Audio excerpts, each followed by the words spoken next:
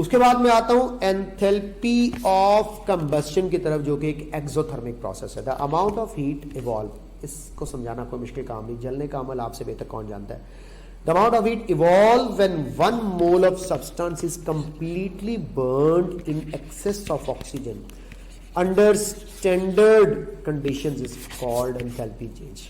Oxygen की कोई limit नहीं है क्वांटिटी की, शर्त क्या है, कंपाउंड का 1 मोल बर्न होना चाहिए। कंपाउंड का 1 मोल बर्न होना चाहिए। कंपाउंड के बर्निंग के लिए शर्त है 1 मोल। ऑक्सीजन जितनी मर्जी बने यूटिलाइज हो, कार्बन डाइऑक्साइड जितना मर्जी बने, वाटर जितना मर्जी बने, मेरा उससे कोई कंसर्न नहीं है। मेरा कंसर्न है 1 मोल कंपाउंड की कंबस्शन से। डिनोट किया जाएगा डेल्टा एच नॉट, ऊपर सी के साइन के साथ, किलो जाउल पर मोल उसकी यूनिट्स होंगी। एग्जांपल देखें, carbon solid plus oxygen carbon dioxide, ये इसकी एंथैल्पी ऑफ कंबस्शन। और मजेदार बात बताऊं, ये इसकी एंथैल्पी ऑफ फॉर्मेशन भी कह सकती है। वो कैसे कि 1 mole of carbon 1 mole of oxygen मिलकर 1 मोल ऑफ कार्बन डाइऑक्साइड बना रहे हैं, तो ये enthalpy of formation and enthalpy of combustion दोनों कहला सकते हैं। समझो बात को। अल्कोहल प्लस ऑक्सीजन मिलकर कार्बन डाइऑक्साइड और वाटर बना रहे हैं, तो ये इसकी एंथैल्पी ऑफ कंबस्शन आप लोगों के सामने। इसका मैं अगर रिवर्स कर दूं तो ऑफकोर्स इसकी फॉर्मेशन की वजह की, जो मेरे ख्याल में शायद मैं कंबस्शन की वो वैल्यू लिख रहा था फॉर्मेशन के अंदर, ऑफकोर्स उसकी वो वैल्यू डिफरेंट होगी, आप वहां से देख सकते हैं इसको। ये था कंबस्शन, जलाना है। कितने मोल कार्बन डाइऑक्साइड बना? 2, मुझे कोई फर्क नहीं पड़ रहा। एथेनॉल का 1 मोल और कार्बन का 1 मोल लेकर के कंबस्ट होना चाहिए। ये शर्त है कि 1 mole of the compound combust होना चाहिए एक्सेस ऑफ ऑक्सीजन के अंदर। ये कहलाती है एंथैल्पी ऑफ कंबस्शन। इसी से मिलती जुलती आखिर में एंथैल्पी ऑफ सॉल्यूशन अब आपको बता रहा हूं। एंडो एंड एक्सो दोनों हो सकती हैं। अमाउंट ऑफ हीट एब्जॉर्ब भी हो सकती है, एवॉल्व भी हो सकती है कि 1 मोल सब्सटेंस का उठाऊं, डिसॉल्व करूं इतने सॉल्वेंट में कि डिसॉल्व होने के दौरान फर्दर पानी ऐड करूं तो कोई खास हिलना जुलना नजर ना आए, कोई फर्दर हीट लॉस्ट ना हो। यानी कि एक sufficient quantity of the water को 1 मोल ऑफ सॉल्यूट में ऐड करना है, तो तब तक जब तक फर्दर हीट लॉस डिटेक्ट नहीं होता, जब फर्दर हीट लॉस डिटेक्ट होना बंद हो जाए, वाटर ऐड करना भी बंद कर दे, तो उस वक्त तक जितनी भी हीट रिलीज या एब्जॉर्ब होगी वो कहलाएगी heat of solution. Delta H S के साथ शो किया जाता है, यूनिट्स वही हैं। एग्जांपल्स देखें, अगर अमोनियम सॉलिड एक्वियस मीडियम में ऐड करके अमोनियम क्लोराइड का सॉल्यूशन बनाता है, जिसका मतलब है अमोनियम एक्वियस आयन अलग, क्लोराइड एक्वियस आयन अलग, उसके लिए +16 वैल्यू है आपकी बुक में। सोडियम कार्बोनेट एक्वियस सॉल्यूशन में जाकर सोडियम एक्वियस आयन और कार्बोनेट एक्वियस आयन बनाता है, तो ये भी हीट ऑफ सॉल्यूशन है, इसकी वैल्यू -25 है। तो बेटा हीट ऑफ सॉल्यूशन नेगेटिव और पॉजिटिव दोनों हो सकती है। फिर शर्त क्या है, सॉल्यूट का 1 मोल हो और इतने एक्वियस मीडियम में डिसॉल्व किया जाए कि फर्दर डिसोल्यूशन से कोई डिटेक्ट ना हो रही हो हीट, तो ये हमारे पास कहलाता है एंथैल्पी ऑफ सॉल्यूशन। इन सारी जो टाइप्स की एंथैल्पीज मैंने अभी आपको पढ़ाई हैं, जिसमें मैंने सॉल्यूशन पढ़ाया, कंबस्शन पढ़ाया, फॉर्मेशन पढ़ाया, ब्ला ब्ला, इन सबको मेजर करने के लिए जो इंस्ट्रूमेंट्स यूज किए जाते हैं बेटा, वो इंस्ट्रूमेंट्स हैं हमारे पास कैलोरीमीटर्स। ठीक है, तो कैलोरीमीटर्स के हवाले से जो है वो मैं बात कर रहा हूं अब आप लोगों के साथ। लेटेस्ट एनर्जी को भी एक्सप्लेन कर दिया जाएगा, लेटेस्ट एनर्जी भी आपके साथ मैं एक्सप्लेन कर दूंगा अभी। तो लेटेस्ट एनर्जी को भी अभी मैं एक्सप्लेन कर देता हूं। ये सारी जो एंथैल्पीज हैं, इन वैसे तो मैं बॉर्न साइकिल के साथ लेटेस्ट एनर्जी को एक्सप्लेन करता हूं, लेकिन मैं अभी इसको एक्सप्लेन कर देता हूं। सारी टाइप्स की जो एनर्जीज है, ये जो एंथैल्पीज है, इनको मेजर करने के लिए हम लोग यूज किसको करते हैं?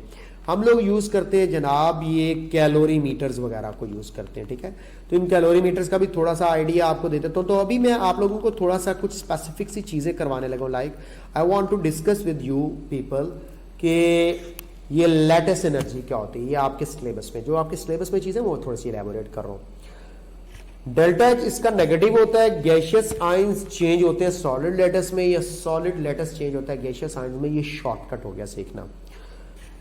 Heat energy released when 1 mole of crystalline solid is formed from gaseous ions is called lattice energy.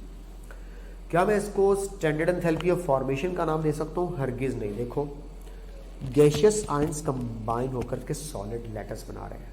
Formation कब होगी?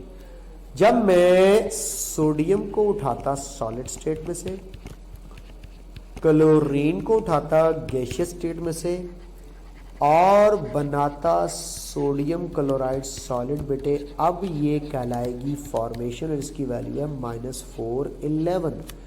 ये इस वक्त कहलाएगी लेटेस्ट एनर्जी जो कि -787 है। फर्क देख लो, क्लियर बता रहा हूं। गैशियस आयंस कंबाइन होकर के सॉलिड लेटेस्ट बना रहे हैं, यहाँ पे एलिमेंट्स अपनी स्टैंडर्ड स्टेट से मिलकर के सोडियम क्लोराइड सॉलिड बना रहे हैं। तो फॉर्मेशन का और लेटेस्ट एनर्जी का यही फर्क है कि वहां पे गैशियस आयंस ने आयनिक कंपाउंड बनाना होता है, स्टैंडर्ड स्टेट से एलिमेंट्स को नहीं उठाया जाता।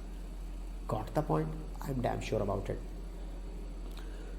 इसीलिए मैं ये कह सकता हूं, बुक की लाइन है वैसे, कि ये जो लेटेस्ट एनर्जी है ये स्टैंडर्ड एंथैल्पी ऑफ फॉर्मेशन तो नहीं कहला सकती। क्या कहला सकती है? Heat of formation of solid lattice from gaseous ions, from gaseous ions। तो ये इस अंदाज में हमारे पास कही जा सकती है कि heat of formation of solid lattice from gaseous ions. बहुत शुक्रिया जी। तो ये heat of formation of solid lattice into gaseous ions कहलाई जा सकती है। स्टैंडर्ड हीट ऑफ फॉर्मेशन हरगिज हरगिज हरगिज हरगिज हरगिज यूज ना करना टर्म। लेटेस्ट एनर्जी का दूसरा रुख दिखाता हूं। क्या? हीट एनर्जी एब्जॉर्ब जब एक मोल क्रिस्टलाइन सॉलिड ब्रेक हो अपने गैशियस आयन में। यानी कि मैं कह सकता हूं कि dissociation of lattice into its ions की भी एनर्जी को हम लोग कह सकते हैं लेटिस एनर्जी। जैसा कि सोडियम सॉलिड को तोड़ा, गैशियस आयंस में कन्वर्ट किया, अब की दफा मैग्नीट्यूड वही है, साइन चेंज है। तो इसको मैं कह सकता हूं dissociation of solid into gaseous ions. तो ये एक सिंपल सी स्टोरी थी जो आप लोगों के साथ शेयर कर रहा हूं। लेटेस्ट एनर्जी डिपेंड करती है charge to size ratio of ions. बड़ा आसान सा सवाल है वैसे ये। लेटेस्ट एनर्जी का डिपेंडेंस इनऑर्गेनिक केमिस्ट्री में जाके पढ़ाऊंगा। Ions of the same group, lattice energy depends upon the size of ion. Charge density पे डिपेंड करती है, और अगर सेम ग्रुप के आयंस है तो ऑफ कोर्स हमारे पास जो है वो चार्ज सेम होगा, तो साइज के ऊपर डिपेंड कर रहा होगा। कैसे? ये देखो, मैं अब आपके सामने बना रहा हूँ। सोडियम क्लोराइड, मैग्नीशियम क्लोराइड और एल्यूमिनियम क्लोराइड, सेम पीरियड के 3 आयंस उठाता हूँ। पहले तो ये नोट कर लीजिएगा, lattice energy proportional to charge density. What is charge density? Charge over size. Charge must be maximum and size must be minimum in order to get maximum lattice energy and maximum charge density। फैसला तुम लोग खुद कर सकते हो। इनाइंस chloride सब में same है, कैटाइन चेंज करते हैं। सोडियम का कैटाइन, मैग्नीशियम का कैटाइन +2 चार्ज के साथ, और एल्यूमिनियम का कैटाइन +3 चार्ज के साथ। बड़ा साइज पॉजिटिव चार्ज, थोड़ा छोटा साइज +2 चार्ज और छोटा साइज +3 चार्ज। किधर है चार्ज डेंसिटी ज़्यादा? एल्यूमिनियम आयन में। तो देखो, मैग्नीशियम सोडियम क्लोराइड की लेटेस्ट एनर्जी -787 है, मैग्नीशियम क्लोराइड की 2526 है, और just check out that of aluminium chloride 4500 kilo joule per mole. तो तय कर लो, जैसे जैसे चार्ज डेंसिटी बढ़ेगी, कैटाइन और एनाइन की अट्रैक्शन बढ़ेगी, जितनी अट्रैक्शन बढ़ती है उसके रिजल्ट में उतनी ज़्यादा एनर्जी रिलीज होती है। तो लेटेस्ट एनर्जी डिपेंड करती है चार्ज डेंसिटी पर। तो सिंपल सिंपल सिंपल करके चीज़ें आपको सिखा दी, बता दी, बतला दी। अब आप लोग इसको अप्लाई करें, क्वेश्चंस के ऊपर अप्लाई करें, कॉन्सेप्ट सीखें, चीज़ों को इंप्लीमेंट करने का तरीका सीखो क्वेश्चंस के ऊपर।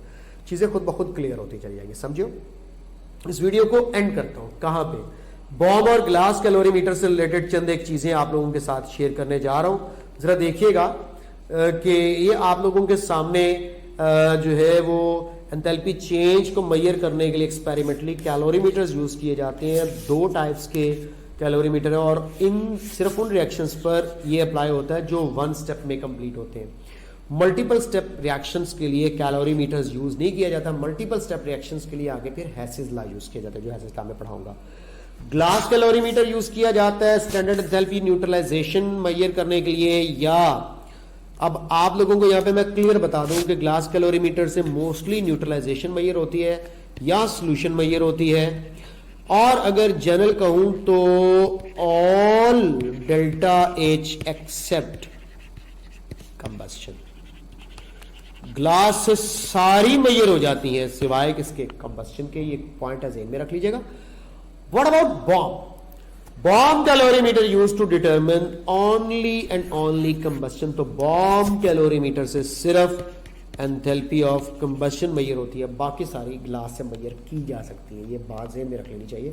ज्यादातर न्यूट्रलाइजेशन या सोल्यूशन मेजर होती है, but other can also be measure, but for combustion enthalpy हम ग्लास कैलोरीमीटर यूज नहीं कर सकते, क्योंकि वो ग्लास का बना हुआ कंटेनर होता है, इसके ब्रेक होने का चांस है। हम लोग बम्ब कैलोरीमीटर यूज करते हैं। ये आपकी शक्ल, आपको शक्लें दिखा देता हूँ इसमें। अब शक्लें ही देखो, इतनी ज्यादा समझाने नहीं बैठ जाऊंगा कि कैसे मेजर करते हैं। ये फॉर्मूले आप लोग याद रख लो, 2-3 वैल्यूज हैं वो ये जेहन में रख लीजिएगा कि डेल्टा एच मेजर करनी हो तो m इंटू सी इंटू डेल्टा टी। सी जो है यहाँ पे हीट कैपेसिटी कहलाता है, ये हीट चेंज है, ये मैस है, ये स्पेसिफिक हीट है।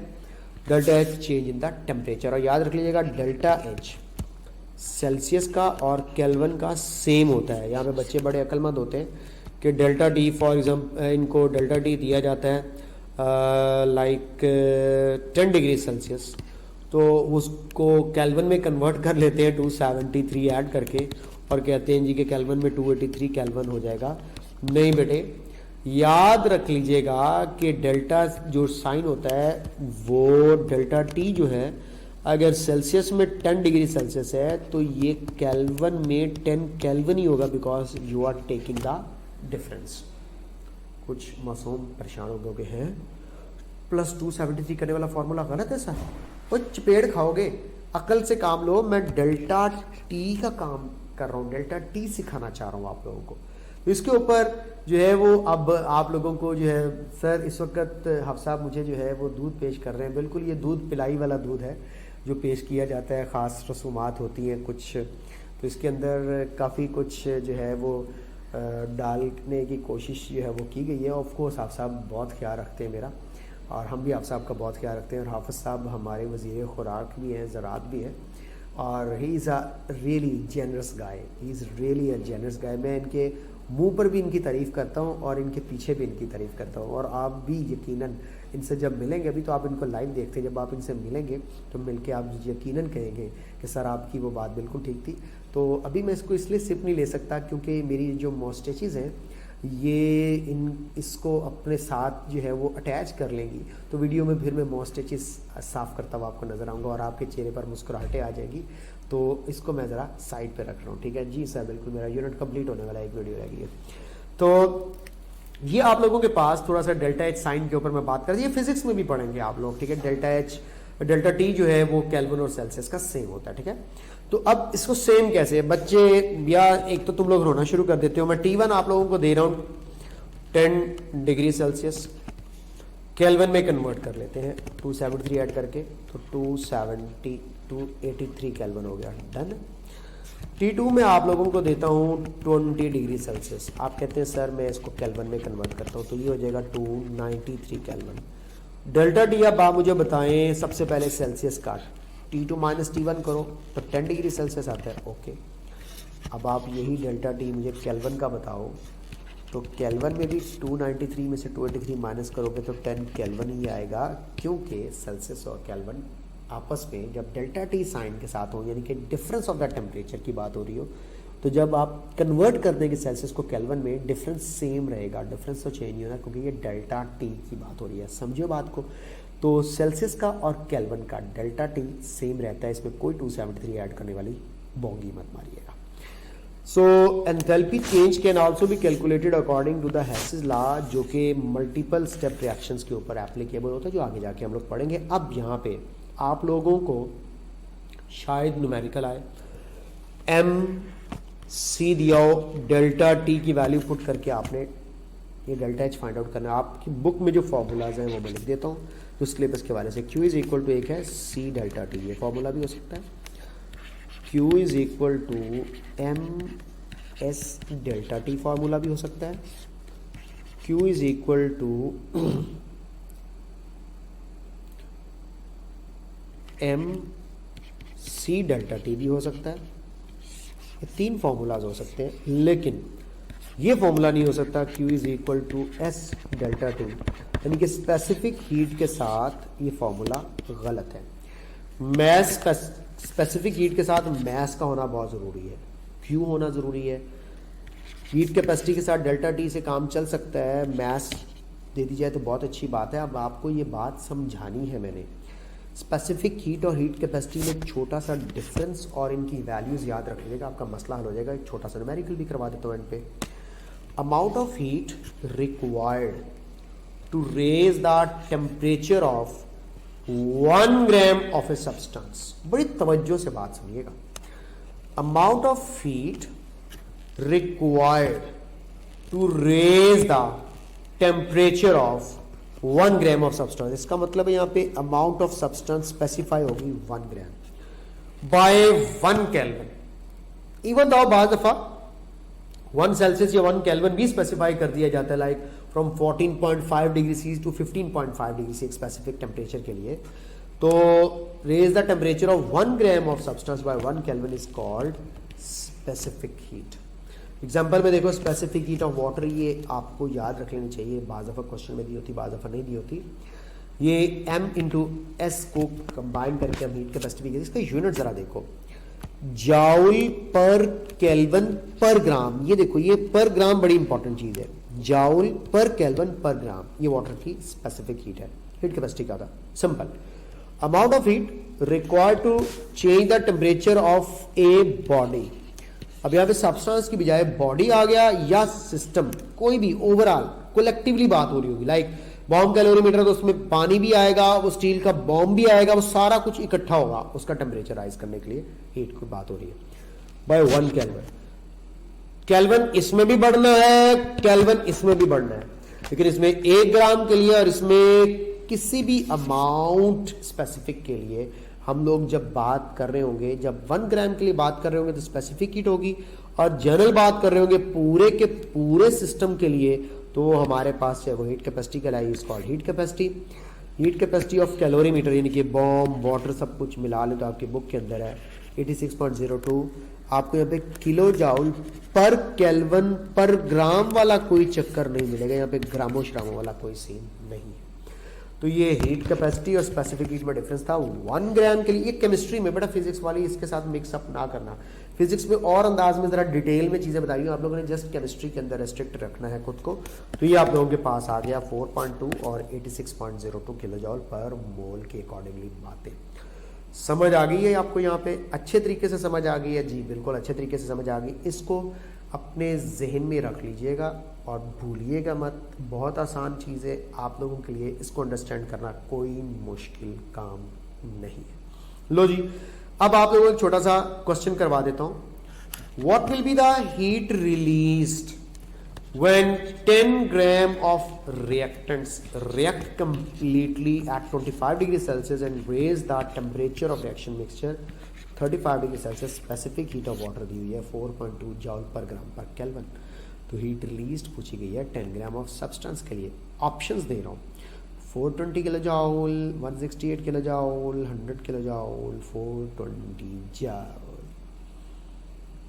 निकालो जरा आंसर, वीडियो पॉज करो, क्वेश्चन को कैलकुलेट करो, फॉर्मूला लगाओ, Q is equal to M S delta T.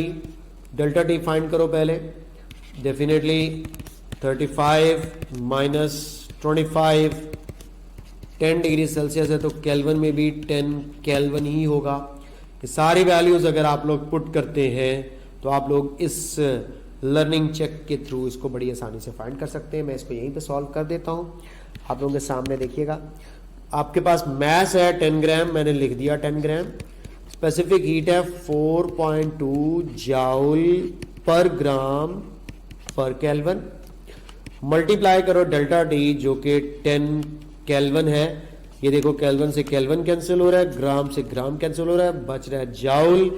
तो 10 बड़ा मुश्किल न्यूमेरिकल है, 4.2 जाउल इंटू 10 बना 420 जाउल। बहुत आसान क्वेश्चन, सॉल्व भी हो गया। तो इस तरह से आप लोगों को कैलोरीमीटर से रिलेटेड क्वेश्चंस आ सकते हैं। मैंने टाइप ऑफ एंथैल्पीज भी बता दिया और कैलोरीमीटर भी बता दिया। उम्मीद है आपको समझ आई होगी। ज़हन में रखिए ये सारे पॉइंट्स। और चल रहा हूं मैं नेक्स्ट टॉपिक की तरफ। लास्ट टॉपिक है जिसमें हेसिस लॉ बताना है, फर्स्ट लॉ ऑफ थर्मोडायनेमिक्स थोड़ा सा बताना है और बॉर्न हैबर साइकिल।